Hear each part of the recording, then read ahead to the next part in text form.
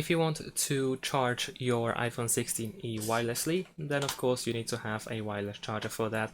If you do, once the wireless charger is connected, you can simply place the iPhone on top of the wireless charger and you should be able to charge your phone.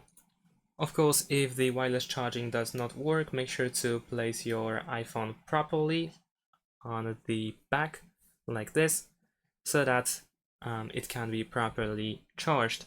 Now keep in mind that only Qi wireless method is available. It supports only Qi charging, and the maximum amount of watts that can be used is 7.5 watts. So even if you have a stronger wireless charger, it doesn't really matter because 7.5 watts will be used at most.